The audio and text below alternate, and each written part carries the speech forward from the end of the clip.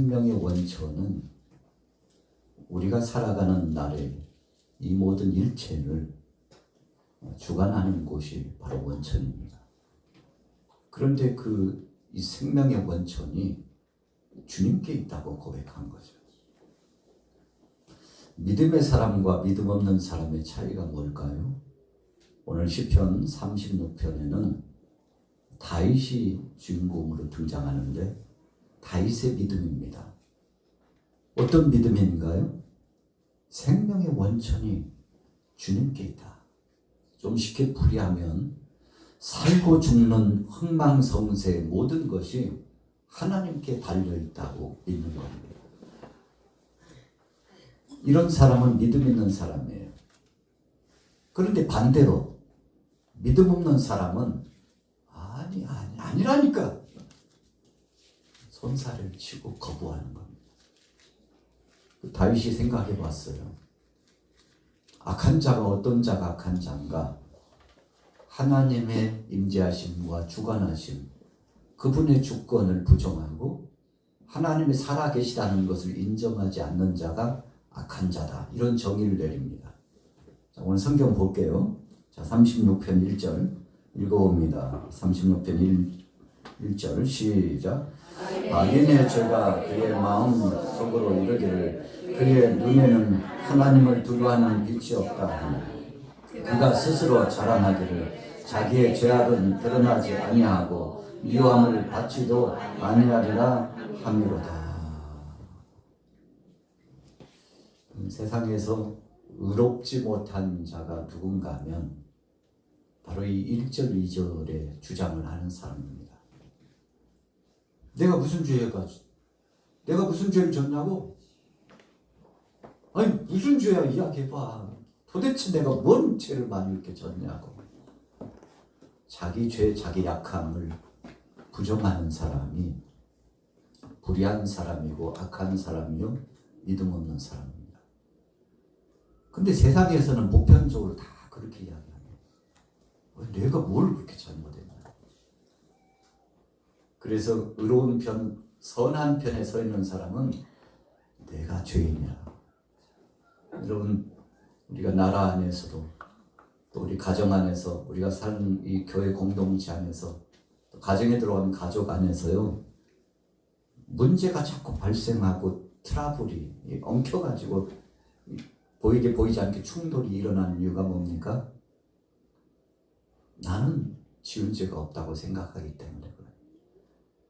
내가 뭘 그렇게 잘못했냐고 자기 책임을 짊어지려고 하지 않고 다 내 탓은 없고 그 다음 뭐죠? 남 탓을 계속하는 거예요. 지금 악인들이 그랬어요. 다윗이 보니까 다윗을 추종하고 다윗을 추적하고 다윗을 폄훼하고 다윗을 조롱하고 다윗을 향해서 악대하는 사람들 보니까 자기는 다 의로운 사람이에요. 하나님 있긴 어딨냐고. 내가 뭘 그렇게 잘못했냐고. 나는 죄를 지은 적도 없고 누군가가 내 죄를 지적하거나 그것을 드러내려고 하면 그거 수용할 수 없고 받아들일 수 없다고. 여러분 그래서 책임을 지지 않으려고 하는 공동체는 늘 시끄럽습니다. 가정도 마찬가지예요. 가족들끼리 계속 싸우면 이 싸우는 소리가 이 창밖으로, 우리가 예전에는 그런 표현을 했어요. 담장 너머 큰 소리 나지 않게. 쉿, 조용히 해. 남이 들어. 조용히 해. 왜 그렇게 한 거죠?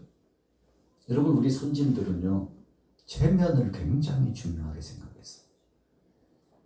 그래서 담장 밖으로 싸우는 소리가 나가고 좋지 않은 소리가 계속 나가는 것은 집안의 수치라고 생각했습니다.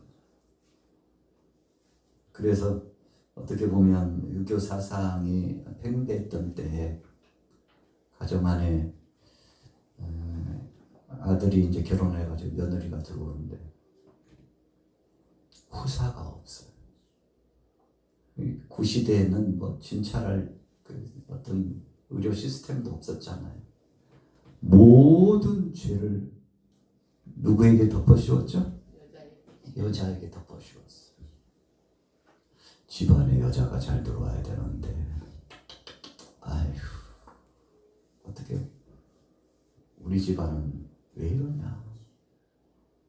아휴 안탁시 울면은 재수 없다는데 여자를 계속 폄하시키고 모든 짐을 갖다가 며느리에게 다 씌워가지고 그러다가 혹시 그 아들이라도 남편이라도 죽노라면 거기서 또 끝나지 않고 모든 짐을 또 며느리에게 씌워가지고 봐라고. 아이고 그럴 줄 알았다고 재수가 없으려니까 여자 하나가 잘못 들어와가지고 뭐 이것저것 씌워가지고 모든 중한 책임을 갖다가 그 여성에게 덮어씌웠죠. 참 좋지 못한 역사입니다. 그 서름과 압박과 고통을 당하면서 우리 어머니들이 그렇게 살으셨잖아요. 멀리 갈 거 없어요. 얼마 전까지만 해도 그랬어요. 지금도요 그런 생각을 갖고 있는 사람들 많습니다. 막 눈을 시퍼렇게 뜨고요. 모든 문제 여성들에게 뒤집어 막 씌우려고 하는 그런 게 많아요. 그럼 다윗이 보니까 세상에 죄를 짓고 흉악하게 살아가는 사람들이 책임을 지지 않아요. 그리고 죄 없대요. 그래서 시대적으로 하나님 두려운 줄 알아야지 그러면 안 돼 하면 하나님이 있긴 어디 있어. 하나님이 있으면 세상이 이러냐고. 세상에 참 하나님이 계시면 세상이 이러냐고. 세상을 당하면서 응어리진 심정을 가지고 적개심을 갖고 뭐 세상에 확 어떻게 해버려야지 막 이런 마음이 이 속에. 그래서 모든 것을 누구 탓을 해요? 남 탓을 해요. 자기에게는 아무런 책임도 없고 문제가 없다고 생각하는 주의. 여러분 이것이 가장 심각한 죄입니다. 성경에 오죽에 쓰면 왜 그렇게 표현했겠어요? 의인은 없나니 하나도 없도다. 해 아래 새 것은 없다. 여러분 성경이 분명히 말씀하고 있어요. 죄 없는 사람이 없고 다 중한 죄를 짊어지고 하나님 앞에 죄를 범하였고 그래서 이 세상에서 죄 없는 사람은 없다고. 복음이 우리 조선 땅에 들어오니까요 가장 눈물을 흘리면서 기뻐히 받아들인 사람들이 종의 신분을 갖고 있는 사람들, 그리고 공격을 당하고 서름과 압박을 당하고 있는 그 당시에 많은 여성들이 복음을 받아들였어요. 이유가 뭘까요? 성경 읽어보니까 자기 마음을 그렇게 알아주는 하나님이 계시다는 걸 알았어요. 사람 위에 사람 없고 사람 아래 사람 없다는 이 평등, 하나님 안에서 모두가 귀한 존재라는 사실을 그 한 생명 한 사람에 대한 가치를 알고 나서 복음을 받아들이고 나서 이런 것에서 가장 탄압받고 핍박당하고 고통당하는 그런 부류에 속했던 사람들이 다 이 복음을 받아들였습니다. 예수님께서 이 땅에 오셔서 하나님 나라의 말씀을 전하니까 제사장들, 사두개인들, 바리새인들, 할 것 없이 힘께나 있는 정치인들, 유직급에 속한 지역에 힘께나 쓰고 입김이나 있는 사람들은 다 예수님 공격했습니다.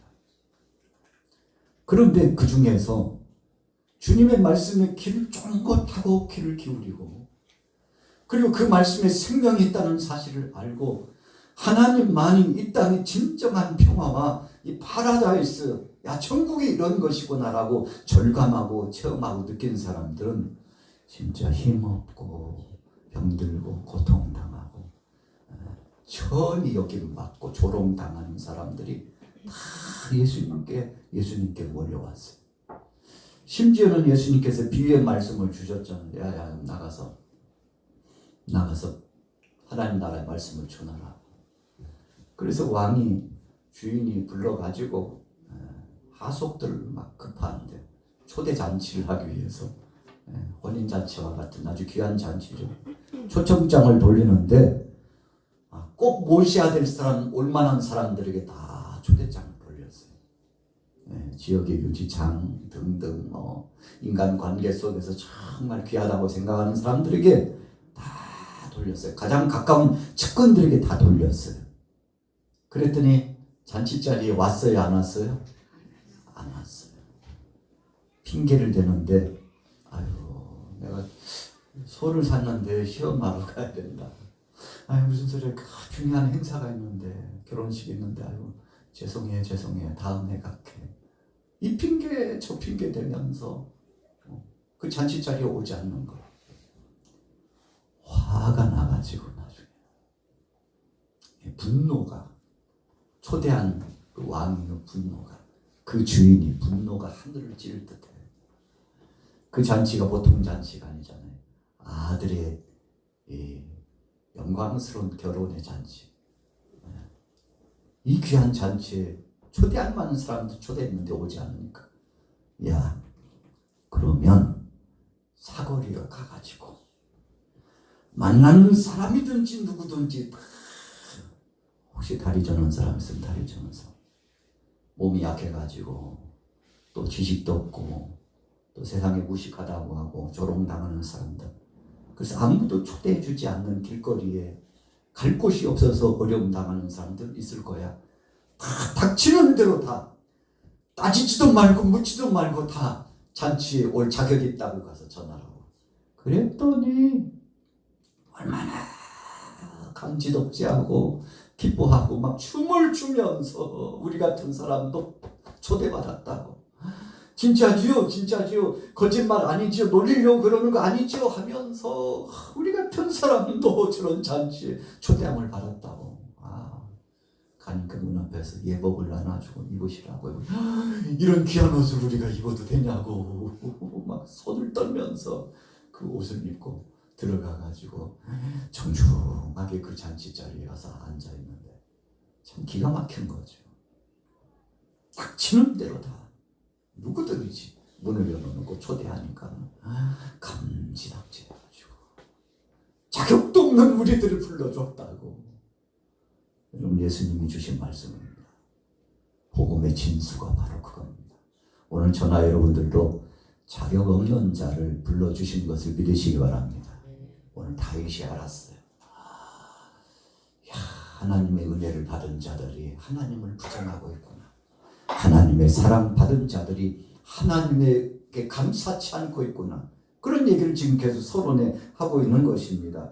여러분, 악한 자, 악인들의 죄가 있는데 그 죄는 하나님 부정하는 거예요. 하나님 은혜를 모르는 거예요. 하나님이 그렇게 좋은 것을 풍성하게 주셨음에도 불구하고 그거 감사치 않고 영광 돌리지 않고 내가 잘나서 된 것이지 하나님이 해준 게 어디 있냐고 하나님을 부정하고. 여러분 보세요. 1절 중반절에 따라해 보겠습니다. 그의 눈에는 하나님을 두려워하는 빛이 없다. 그리고 2절에 그가 스스로 자랑하기를 자기의 죄악은 드러나지 아니하고. 자, 죄가 있다는 거예요, 없다는 거예요? 죄 없다는 거죠. 죄를 지었어도 그거 부정하는 겁니다.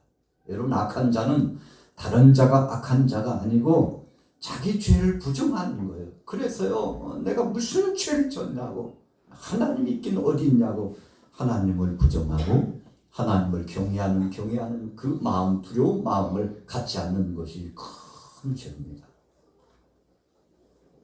3절 보세요. 같이 읽습니다. 3절 4절 시작. 그의 입에서 나오는 말은 죄악과 속임이라. 그는 지혜와 선행을 그쳤도다. 그는 그의 침상에서 죄악을 꾀하며 스스로 악한 길에 서고 악을 거절하지 아니하는도다. 이런 사람들이 바로 악한 자입니다. 이 죄를 짓 때 뭐 먹듯이요? 밥 먹듯이 죄를 범하는 거예요. 계속 반복적으로 죄를 범해요. 여러분 왜 또 죄를 짓는지, 죄를 짓고 또 죄를 짓는 이유가 뭡니까? 그것이 첫째는 죄인 줄 모르기 때문에 그래요. 두 번째는 자기가 중죄를 지었음에도 불구하고 양심의 가책이 없어서 하나님을 부정하기 때문에. 여러분 하나님 부정하면 어떤 죄를 지었든지 간에 그거 인정하지 않습니다. 거짓말하는 자가 되는 거죠. 양심 없는 자가 되는 거죠. 배은망덕한 자가 되는 것입니다. 포악하고 악독한 자가 되는 겁니다. 자기가 지은 죄는 죄라고 말하지 않고 다른 사람이 지은 죄만 가지고 계속 추궁하고 자기에게는 관용하고 상대에 대해서는 아주 맹렬한 불꽃 같은 눈동자로 상대를 지적하고 폄하시키고 공격하는 사람. 여러분 바로 그런 사람이에요. 오늘날 세상이 그렇잖아요. 나랑 밖에도 한번 보세요. 내가 잘못했다고 하는 사람이 있어요? 없어요? 네? 우리가 잘못했잖아. 우리가 잘못했지. 우리가 잘못했지. 우리가 무슨 잘못을 했어? 저런 자들이 잘못했지. 세상을 한번 보세요. 오늘 1절과 4절 말씀 똑같습니다. 죄가 있다고요? 죄가 없다. 그러니까 문제예요. 나는 아무런 죄도 없는데 저 양반들이 죄를 져가지고 세상이 지금 이렇게 됐다고 이야기하는 데서 문제가 아주 극하게 충돌되고 발생하는 거예요. 여러분 그런데 은혜로운 곳, 정말 신실한 곳, 하나님이 임재하시고 동행하시는 곳에는 정반대. 누구를 막론하고 난 중죄인이라고 고백하는 겁니다. 여러분 그래서 바울이 죄가 많은 곳에 무엇도요? 은혜도 넘친다고 그랬어요. 죄가 많은 곳에 은혜가 넘친다고. 어떤 사람은 이 성경 구절을 오해해가지고 죄를 많이 지어야 되는 건가 봐. 죄를 지어도 되는 건가 봐. 이렇게 잘못 해석해가지고. 그런 뜻이 아니잖아요. 내가 억만가지 죄를 범해가지고 이 죄값 때문에 죽을 수밖에 없다고 자기 죄를 둘러보다 보니까 남의 죄 볼 겨를이 없어요. 근데 내 것은 안 보이고 상대 것만 보이면 그때부터 문제가 되는 겁니다. 여러분 그러나 의인들은요, 다른 사람이 의인이 아니에요. 죄가 없다가 의인이 아니에요. 성경이 말씀하고 있는, 우리가 인물적으로 보면 아브라함도 의로운 자로, 여러분 욥도요 하나님께서 의로운 자로 얼마나 그를 칭찬하고 하나님이 함께 해주셨는데, 그러면 죄를 안 범한 건가요? 아니에요. 그런 뜻이 아니에요.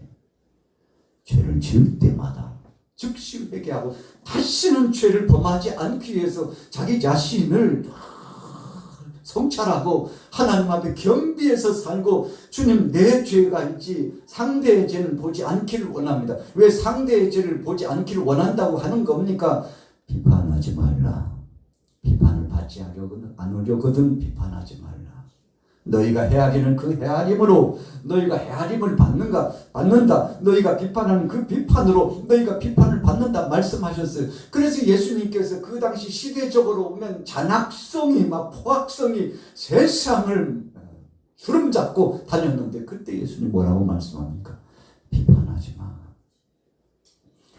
남의 죄 헤아리고 있지 말라니까. 용서하고 사랑해. 그것까지도 참고 사랑하고 끝까지 용서하는 마음을 가지고, 그래서 남의 눈에 있는 티 보려고 하지 말고 내 눈 속에 있는 뭐요? 들보를 먼저 보라고. 여러분 진짜 눈이 건강해야 돼요. 눈이 건강하지 않으면은 앞을 잘 못 봐요. 아휴, 뭐가 저렇게 앞에서 이렇게 오른거리나. 아유, 왜 이렇게 한 파리들이 이렇게 다녀. 한 5마리는 되는 것 같아. 좀 잡아줘. 어머니, 어디 파리가 있어요? 아이고, 여기 봐라, 막 파리들이 막 이렇게, 아우, 구찬해서 못 살겠어. 좀 잡아줘. 지금 뭐가 아픈 거죠? 눈이 병나가지고. 노안이 오니까 뭐가 이렇게 날아다니고 그냥 점이 막 흐려지고, 야, 왜 이렇게 뿌였냐, 필. 아니, 왜 이렇게 뿌였냐. 어르신들이, 어머니 뭐가 그렇게 뿌였는데요? 앞에 안개가 친 것처럼 뿌옇다. 어르신 얼굴을 보면 눈곱이 막 끼어가지고 막 비닐 같은 것이 엉켜가지고, 왜 이렇게 눈이 안 보이냐. 뭐가 나쁜 거죠? 눈이 나빠져서 그런 겁니다. 다윗이 보니까요, 하나님을 두려워하지도 않고 죄를 범하는 인생들 보니까 참 과간이 아니에요. 다 자기는 의인이래요. 죄가 없대요. 여러분, 나는 죄가 없다고 하는 그 자체가 죄예요. 성경을 한번 보세요. 나는 아무런 죄가 없다고 생각하고 말하는 그 자체가 엄청난 죄예요. 그러나 내 죄 때문이라고, 내가 바로 기도하지 못한 죄, 내가 헌신하고 섬기지 못한 죄, 내가 하나님 뜻대로 살지 못한 죄, 세상이 이렇게 시끄럽고 좌충우돌하고 살기 힘들어진 것은 바로 내가 사명을 감당하지 못한 죄라고 생각하는 사람들이 많아지면, 그때가 여러분 평화로운 시대가 다가오는 겁니다. 혼란한 세상 한번 보세요. 내게는 문제 없고 다 상대에게 문제 있다고 생각하면 그때부터 혼란이 옵니다. 그런데 앞다투어서 가만히 있어. 내가 문제지 뭐. 당신 잘못한 거 있나? 괜찮아. 내가 당신 챙기지 못한 죄지. 이렇게 생각하는 사람들이 많아지면요, 시끄러울 것이 없잖아요. 여러분, 오늘 다윗이 그 말씀을 지금 하는 겁니다. 자, 보세요. 의로운 자 편은 어떻게 되었는지 그 다음에 나오죠. 5절부터 보도록 하겠습니다. 시작. 여호와여, 주의 인자하심이 주의 심판은 큰 바다와 같으니라. 여호와여, 주는 사람과 짐승을 구하여 주시나이다. 하나님이여, 주의 인자하심이 어찌 그리 보배로우신지요. 사람들이 주의 날개 그늘 아래에 피하나이다. 그들이 주의 집에 있는 살찐 것으로 풍족할 것이라. 주께서 주의 복락의 강물을 마시게 하시리라. 여러분, 1절에서 4절까지는 하나님 인정하지 않는 겁니다. 그래서 가장 큰 죄는 하나님 부정하는 게 가장 큰 죄입니다. 세상이 이렇게 어수선하고 시끄러운 것은 하나님의 임재를 인정하지 않아요. 제가 왕이신 나의 하나님을 좋아하는 것은 바로 이 36편과 같은 고백이 그 속에 있기 때문에 그래요. 하나님이 다 보고 계셔, 두려워해야지. 이런 메시지가 그 속에 있습니다. 또 이 찬양 속에는 하나님이 주관하시니까 염려 붙들어 매고 좀 맡겨. 당신이 하려고 하지 말고, 우리가 하려고 하지 말고, 하나님이 하실 때까지 좀 기다리면 안 되나? 수요일 날은 제목이 기다리다인데, 좀 기다리면 안 되나? 하나님 그분이 움직이실 때까지 좀 넉넉히 기다리면 안 되나? 너무 성급하니까 문제가 발생한 거 아니겠어? 다윗은 알고 있었어요. 하나님이 때가 되면 다 갚아주시고 신원해 주시리라는 걸 알았습니다. 그러니까 여유가 있는 거예요. 당신은 어떻게 뭐 속도 없어 그냥 답답해. 그냥 배 거시기도 없어 그냥 답답해. 왜 그래? 속도 없냐고, 자존심도 없냐고, 그냥 그렇게 사냐고, 왜 당하고만 사냐고. 그러는데 당한 사람은 집에 가서 못 벗고 자요? 발 벗고 자요. 남을 해코지하고 때린 사람은 뭐하고 자요? 두려워가지고 잠을 잘 수가 없어요. 전화 벨소리가 돌리면 오세요. 누구야? 혹시 누구시 전화 온 거 아니야? 이유가 뭐죠? 죄 지었으니까. 혹시 경찰서에서 전화 안 왔나? 누가 나 찾는 사람 없었어? 왜 그래? 당신 왜 그래? 아니야. 안 그런 척 하지만 여러분, 죄가 이 속에 들어오면요, 두려울 수밖에 없어요. 그런데 다윗은 평정심을 가지고 있었어요. 그렇게 악대를 당하고 고통당했음에도 불구하고 마음의 평화가 찾아왔는데 이유는 한 가지, 하나님이 다 알아서 해주실 때가 있다고 생각하고 그분의 자비하심, 인자하심, 우리가 누구더러 사는데 하나님 은혜로 하나님 그 사랑으로 살지 하고 생각하고 하나님 편에 다 돌리다 보니까 자 5절에 보세요. 주의 인자하심이 하늘에 있고 주의 진실하심이 공중에 사무쳤습니다. 공평하신 하나님이요 지금 다 보고 계시니까 걱정하지 말라는 거죠. 얼마 있지 않으면 하나님이 심판하시고 하나님이 판단하시고 하나님이 원수 갚아 주실 것이라는 것을 그가 믿음으로 바라보고 있었어요. 그 다음 보세요. 6절에 주의 의는 하늘의 산들과 같고 주의 심판은 큰 바다와 같으니라. 여러분 보세요. 산 같은 믿음 그러잖아요. 얼마나 큰지. 심판은 바다와 파도가 몰아쳐오는 해안가에 사는 사람들은 좀 그 두려움이 있더라고요. 제가 군 생활을 경상도 해안가에서 근무를 했거든요. 그런데 바다가요 그렇게 은빛 나고요. 아침에 동쪽에서 해가 떠오르면 그렇게 아름다울 수가 없어요. 너무나 아름다워요. 그렇게 고요한 바다가 태풍이 불어온다고 예보가 되기 시작하면 바람이 막 불기 시작하는데 비상거리입니다. 우리 해안 초소들로 비상거리입니다.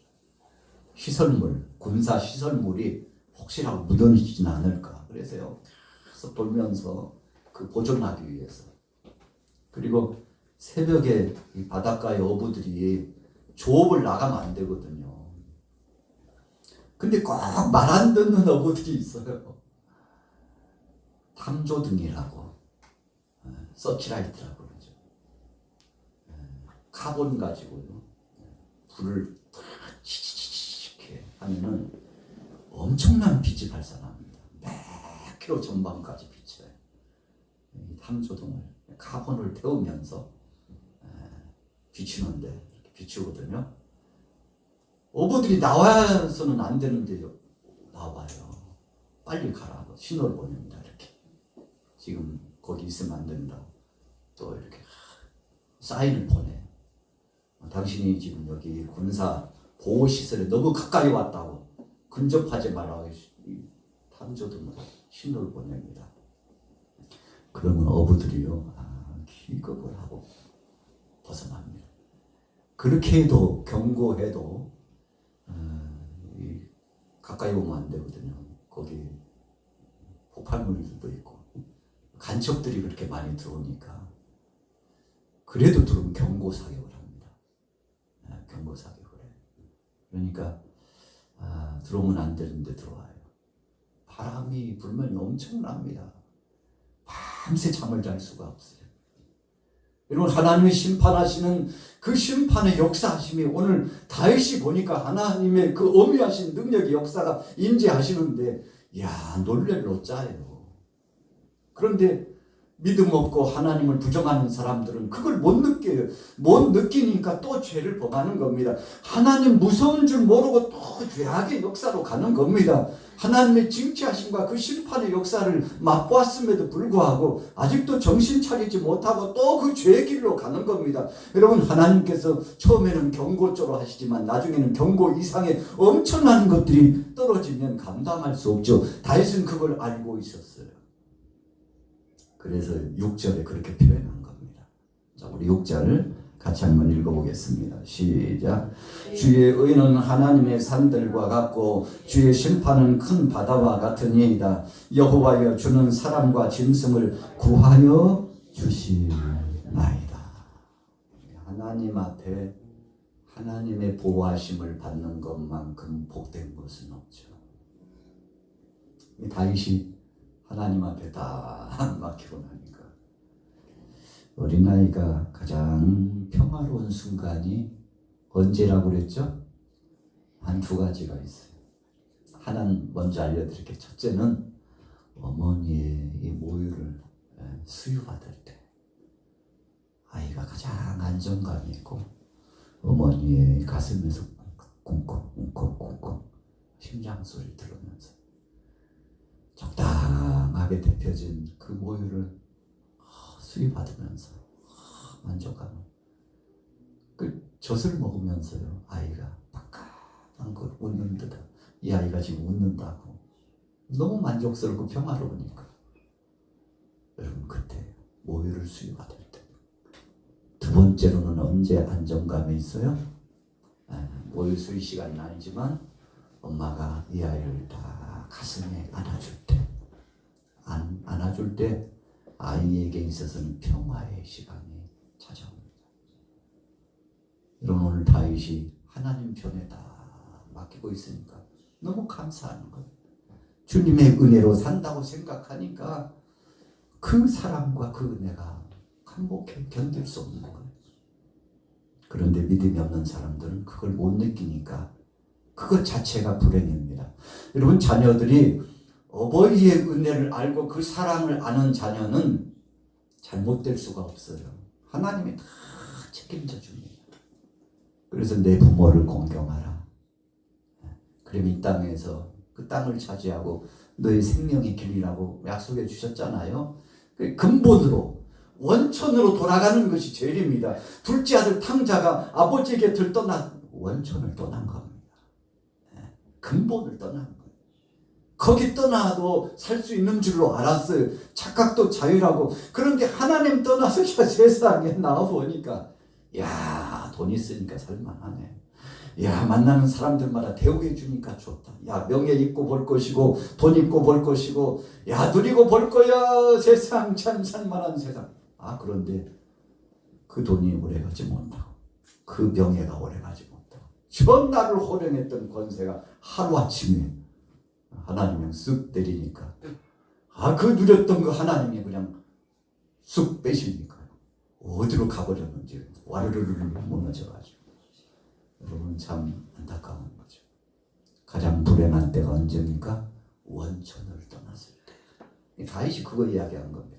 하나님께 생명의 원천이 있는데 그분을 떠나는 것이 가장 큰 죄요, 그분을 부정하는 것이 가장 큰 죄라고. 여러분, 하나님을 인정하고 하나님 앞에 영광 돌리고 내 생명이 하나님께, 물질도 하나님께, 내 가산도 하나님께, 우리 가족도 하나님께, 자녀들도 하나님께, 내 생업의 기업도 하나님께, 이 나라도 하나님께, 온 세상 우주 만물이 하나님께로부터, 내 생명도 하나님께로부터 왔다고 이 원천을 인정하는 사람은 복을 누릴 수밖에 없는데 원천을 부정하기 시작합니다. 아유, 어머니 아버지 뭐 해준 게 뭐가 있어요? 진짜 그냥 부모 잘못만 나가지고 진짜 이렇게 살자. 아휴, 그냥 사람 잘 만날 일이요. 잘못 만나가지고 내 인생 왜 내가 대한민국에 태어났는지 몰라. 나라도 잘 선택할 일인데.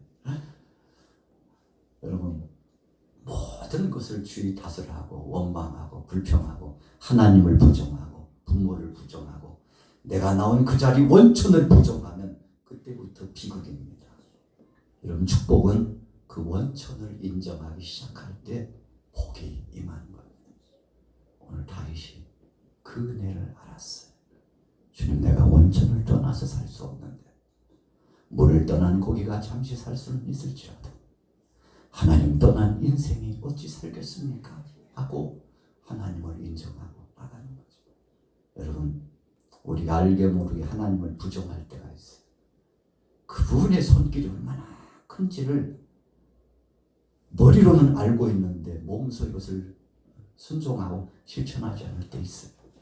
그래서 믿음과 믿음 없는 사람의 차이는 동전 앞뒤 차이, 벽지 한 장 차이. 너무 가까워요. 다 보여요. 뻔히 보여요. 그런데 뻔히 보이는데 그 길을 못 가는 것이 참 안타까운 거죠. 자, 정리해 봅시다. 7절부터 우리 같이 읽어보겠습니다. 7절 시작. 하나님이여, 주의 인자하심이 어찌 그리 보배로우신지요. 사람들이 주의 날개 그늘 아래에 피하나이다. 그들이 주의 집에 있는 살찐 것으로 풍족할 것이라. 주께서 주의 복락의 강물을 마시게 하시리이다. 진실로 생명의 원천이 주께 있사오니 주의 비단에서 우리가 빛을 보리이다. 주를 아는 자들에게 주의 인자하심을 계속 베푸시며 마음이 정직한 자에게 주의 공의를 베푸소서. 5절에서 10절까지는요, 막 복의 말씀을 쏟아 부어주고 있습니다. 하나님 인정하기만 하면 하나님 다 책임진다. 지금까지 우리가 살아온 거 하나님 은혜로 사는 거야. 막 이렇게. 그래서 그분 앞에 영광도 주고 고백하면 하나님이 일거수일투족을 책임져 주셨다. 그래서 생명의 원천이신 그분 앞에 맡기고 나아가면 일사천리로 만사형통, 어떤 상황을 만나든지 간에 다 하나님이 피할 길을 주시고 시험 당할 즈음에 피할 길을 주시는 하나님이라고 그 하나님을 인식하고 그 하나님 앞에 감사하고. 여러분, 어려움이 없다는 뜻이 아니에요. 믿는 사람이나 믿지 않는 사람이나 다 어려움 만납니다. 그런데 믿음의 사람은 어려움 만났어도 그 중에도 역사하시는 하나님을 의지하고, 믿지 않는 사람은 재수 없으려니까 우리 집안이 망할 길로 들어섰다고, 어떻게 말년에 이렇게 진짜 재수 없는 경우가 있냐고. 여러분, 그렇게 끊임없이 술로 범죄하고 마음으로 범죄하고 계속 남 탓을 하고 세상 탓을 하고 살다가 여러분 그렇게 타닥기 시작하면 한도 끝도 없습니다. 그래서 한번 주의해 보세요. 불평하는 사람은요 계속 불평합니다. 원망한 사람은요 계속 원망합니다. 상대를 칭찬하고 배려해주고 아껴주는 사람은요 다 그 선한 마음이 그 속에서요 몸에 배인다고 그러잖아요. 이렇게 나와요. 진심이 통해요. 누가 봐도 인정해 줄 만한 그 진심이 있어요. 여러분, 다윗이 그런 세계에 빠져 들어간 겁니다. 그 은혜에 들어간 거예요. 그런데 이제 오늘 결론이 나오죠. 11절부터 읽어볼게요. 시작. 교만한 자의 발이 내게 이르지 못하게 하시며 악인들의 손이 나를 쫓아내지 못하게 하소서. 악을 행하는 자들이 거기서 넘어졌으니 엎드려지고 다시 일어날 수 없으리이다. 어찌 보면 불행한 말씀입니다. 다윗이 이 속에 응어리 같은 것이 있는 사람입니다. 우리가 다윗의 일대기를 성경 속에서 보면 참 파란만장한 삶을 산 사람이 다윗이에요. 그냥 단편적으로 보면요, 진짜 다윗 좋겠다, 다윗 행복하겠다, 다윗 부럽다. 그런데 그 이면에 내면에 들어가 보면 엄청 많은 것을 경험했어요. 그런데 다윗은 너무 힘들어 죽을 것 같아, 나는 이제는 끝났다고 그러지 않고 그 위기 속에 하나님께서 원수들 앞에서 내게 상을 차려주셨다. 내가 사망의 음침한 골짜기로 갈지라도 해를 두려워하지 않을 것은 이유가 뭐예요? 주께서 나와 함께 하시니. 이런 시편 23편에 다 답이 나와 있어요. 다윗이 어떤 삶을 살았는지 다 나와 있어요. 그래서 여러분, 우리가 믿음 생활하면서 어려움이 찾아오면 네가 또 왔냐? 이 정도로 보면 돼요. 올 때면 와라. 하나님은 그걸 재료 삼아가지고, 그것을 디딤돌로 삼아가지고 나를 세워주시고 내 가정에 내게 복을 주시려고 한다. 올 때면 와라 하고요, 믿음으로 쫙 나가는 악한 것들이 한 길로 왔으나 몇 길로요? 7길로 떠나간다. 모세가 대단한 사람입니다. 여러분들 걱정하지 마요. 악한 것들이 왔다 할지라도 한 길로 왔을 때 7길로 떠나가는 역사가 있을 것인데, 가나안 족속들 7 족속들이 덤벼 위세를 가지고 덤비는데 걱정하지 마. 7길로 떠나갈 거니까 우리 능하신 하나님께서 다 막아주시고 다 쳐주실 거야. 그러니 여러분들, 우리가 아니고 당신들이 아니고 하나님이 하실 거니까 불평하지 말고 원망하지 말고 하나님 앞에 맡기고 그 언약의 말씀 붙잡고 가면 되는 거야. 그러면 때가 되면 하나님이 해 주시리. 오늘 여러분들에게 이런 체험이 있으시길 예수님의 이름으로 축복합니다. 다윗의 신앙은 생명의 원천으로 돌아가고자 하는 신앙입니다. 오늘 오후 예배하는 여러분들도 그랬으면 좋겠어요. 근본으로 돌아가야 됩니다. 되먹지 못한 행동을 하면 뭐 없는 사람이라고요? 근본 없는 사람 아니야. 이게 무슨 뜻입니까? 기초가 없다 이 뜻이에요. 골격이 없고 뼈대가 없는 사람이라요. 마음의 중심이 없고, 그래서 자기 자신을 책임질 줄 모르는 참 나쁜 사람이라는 뜻이잖아요. 오늘 저와 여러분들은 생명의 원천이신 하나님 앞에 돌아가고, 말씀으로 돌아가고, 기도의 자리로 돌아가고, 오늘 지금 예배의 자리로 돌아가네.